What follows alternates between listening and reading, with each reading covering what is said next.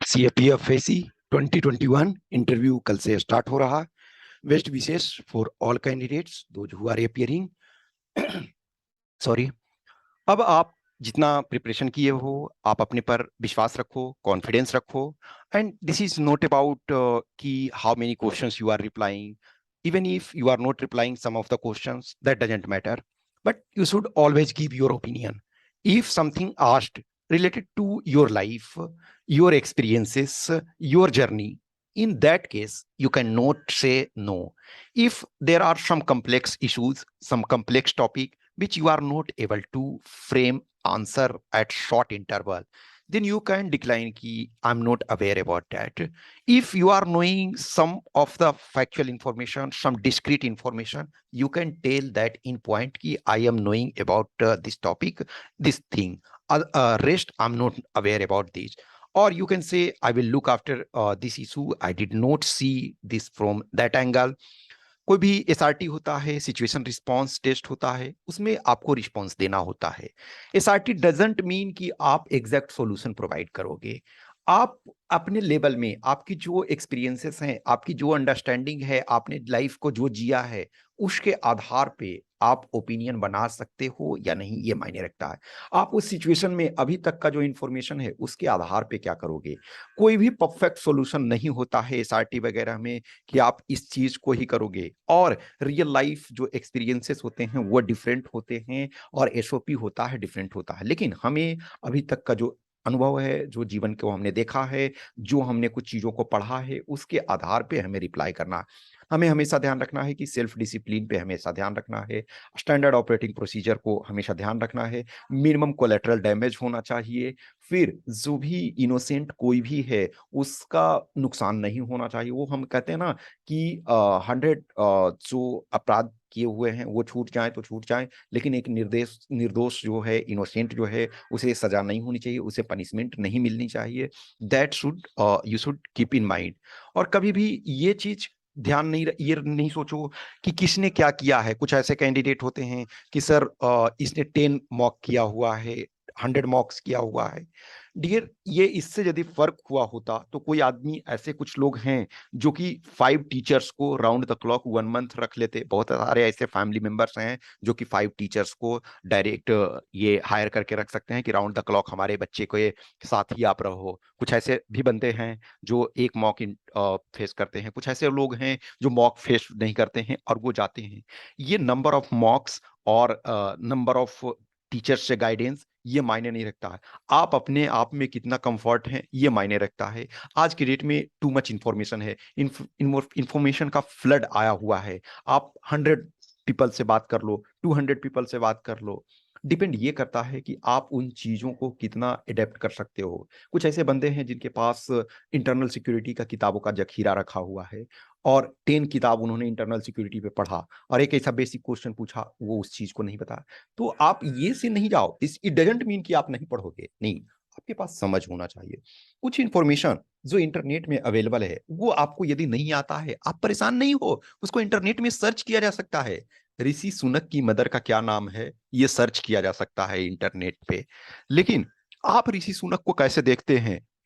आप ऋषि सुनक को prime minister बनने पे, ब्रिटिश के प्राइम मिनिस्टर, ब्रिटेन के प्राइम मिनिस्टर बनने पे इंडिया का रिलेशन किस ढंग से देखते हैं? आपका क्या ओपिनियन है, ये इंटरनेट में अभी तक नहीं सर्च किया जा सकता। हाँ, हो सकता है आप बहुत, मैं नहीं समझता हूँ, आप इंटरव्यू दे रहे हो तो इतने आप रिनाउंड पर्सनालिटी हो कि सर्च करते ही आपका आएगा। लेकिन और कुछ, अब मान के चलो कि जो हमारा राफेल है, राफेल फाइटर प्लेन है, वो किस जनरेशन का है, ये इंटरनेट में सर्च किया जा सकता है। हो सकता है आप उसको नहीं जानो, लेकिन चूंकि इंडिया ने परचेज किया है, बेसिक इंफॉर्मेशन आपको जानना चाहिए। जो कुछ हो रहा, अब सपोज कोयम्बटूर में बम ब्लास्ट हो गया, आपको लिटिल आपको जानना चाहिए। COP27 है, उसका समिट इजिप्ट में होना है। कोई जरूरी नहीं है कि आप जानो, हो सकता है आपने उस इंफॉर्मेशन को नहीं पढ़ा, लेकिन COP27 क्या है इसके बारे में थोड़ा सा आप जानो। इन्वायरमेंटल सस्टेनेबिलिटी क्या है इसके बारे में थोड़ा सा तो आप जानोगे। एग्जैक्ट क्या पोजीशन है ये आप नहीं जान सकते हो। मान के चलो कि इंडिया ने अभी जो रिन्यूएबल एनर्जी का क्या टारगेट रखा हुआ है और क्या टारगेट को अचीव किया, आप नहीं जान सकते हो सकता है डेटा नहीं जान सकते हो। लेकिन रिन्यूएबल एनर्जी क्या है ये तो आप नहीं कर सकते हो कि हमें पता नहीं है।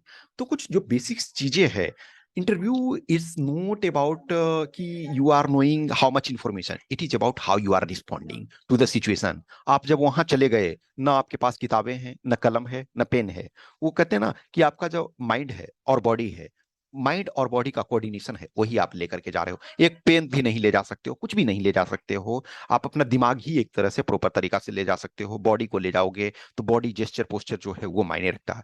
यहाँ परफेक्ट कोऑर्डिनेशन भी बॉडी में नहीं चाहिए। बॉडी और माइंड का जो होता है परफेक्ट कोऑर्डिनेशन भी नहीं चाहिए, इन द सेंस की एग्जैक्ट आई कांटेक्ट हर वो मोमेंट को वो नहीं देखते हैं। क्योंकि आप जो जनरलिस्ट के जॉब के लिए जा रहे हो, आप सिविल्स वाले में लिटिल डिफरेंस होता है, आपके वाले में लिटिल डिफरेंस है। आप अधिक से अधिक टू द पॉइंट रहने की कोशिश करो। आप भी एक तरह से जनरलिस्ट हो, सिविल्स वाले भी जनरलिस्ट के तौर पे जाते हैं। लेकिन मान के चलो कि किसी के पास स्पेशल डिग्री है, सपोज आप मैकेनिकल इंजीनियर हो, आप सपोज आईटी में जॉब कर चुके हो, तो आप अपने वर्क के बारे में लिटिल जानोगे, आप अपने स्पेसिफिक एरिया के बारे में जानोगे। आपके पास वर्क एक्सपीरियंस नहीं है, कोई टेंशन नहीं है उससे। जिनके पास भी वर्क एक्सपीरियंस है, जिन्होंने वर्क किया है, वो ये अपना शिफ्ट रखोगे कि वर्क की तरफ भी वे पूछेंगे। इंटरव्यू के कुछ कैंडिडेट होते हैं कि सर मैं 2 दिन 3 दिन मैं अकेले रहना चाहता हूं, मैं नहीं चाहता हूं कि कोई डिस्टरबेंस हो। और ये it is not about disturbance. आप जाओगे तो इंटरव्यू में 4 मेंबर्स होंगे।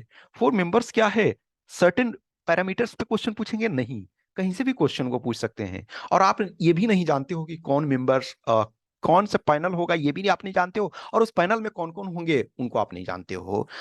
हो सकता है आप लकी हो तो उसमें से किसी को जानते होगे कि अच्छा अच्छा इनको मैं जानता हूँ, इनके राइटिंग्स को पढ़ा हूँ, इनके बुक्स को पढ़ा हूँ। लेकिन आप नहीं जानोगे और आपके मर्जी से वो क्वेश्चन नहीं पूछा जाएगा। तो हर तरीके से तैयार रहो। Always remember, expect the best, prepare for the worst. Worst situation में, वर्स्ट सिनेरियो में के लिए तैयार रहो, लेकिन एक्सपेक्ट करो कि हमें बेस्ट चीजें। कुछ कैंडिडेट्स के डाउट्स होते हैं कि क्या लास्ट में जब पूछे जाते हैं कि कुछ क्वेश्चंस है आपके मन में, तो क्या पूछना जरूरी होता है, अदरवाइज वो नेगेटिव इंपैक्ट पड़ेगा? नो। यदि आपको लगता है आपके मन में कुछ ऐसे डाउट्स है, कुछ ऐसा क्वेश्चंस क्यूरी है, तो आप पूछ सकते हो अंत में। या समटाइम पूछते हैं कि कुछ ऐसा आपको लगता है, कोई टॉपिक, कोई ऐसा इशू जिसको आप प्रिपेयर करके आए और हम लोग नहीं पूछे, तो इसमें आप बता सकते हो। कोई सब्जेक्ट ऐसा है जो आपका ठीक ठाक है और आप उसमें से कोई भी क्वेश्चन नहीं पूछा गया, तो लाइट मोमेंट में भी आप कह सकते हो कि सर और ma'am I prepare this thing but no question was asked from this. तो इस ढंग से ये नहीं कि अपराध बोध की भावना से नहीं, एक लाइट मोमेंट में उसको कह सकते हो। ठीक है। और जैसे जैसे इंटरव्यू आगे चलते जाता है, तो चूंकि मैंने ऑलरेडी बताया कि फर्स्ट डे जो टॉपिक्स वगैरह मैंने डिस्कस किया, तो उसमें बताया कि जो फर्स्ट डे सेकेंड डे हैं उनके लिए थोड़ा सा मुश्किल होता है। जैसे जैसे आगे बढ़ते जाता है, मैं और चीजों को जो एक्सपीरियंस है कैंडिडेट्स का वो मैं आपसे शेयर करूंगा। Okay, once again best wishes, do your best. आपके बस में यही है कि आप अच्छा करो। जो फाइनल रिजल्ट है, आप जानते हो कि 75% कंपोनेंट ऑलरेडी आपका पैक हो चुका है, अब 25% है इंटरव्यू। तो दोनों मिला करके आपका जो बनेगा, जो मेरिट लिस्ट 600 में से बनेगा, उस पे आपका होगा। कुछ कैंडिडेट ऑलरेडी हैं रिटेन में एक्सेलेंट किए हुए हैं, तो उनके ऊपर बहुत कम प्रेशर है, लेकिन आप उससे फर्क पड़ नहीं पड़ता है कि आप कितने हो। आप देखे होंगे 2019 में, देखो 60 लोएस्ट एक तरह से जो सेलेक्टेड कैंडिडेट आए उनका इंटरव्यू में, और हाईएस्ट जो है 113। दैट्स मीन डिफरेंस क्या है, 53 का डिफरेंस है। 20-30 इजिली आप डिफरेंस पाओगे। तो आपके लिए, आप हर कैंडिडेट जो भी जा रहे हो, मान करके चलना है कि हम अपना ट्रिपल डिजिट में लाएंगे। Okay, okay, thank you.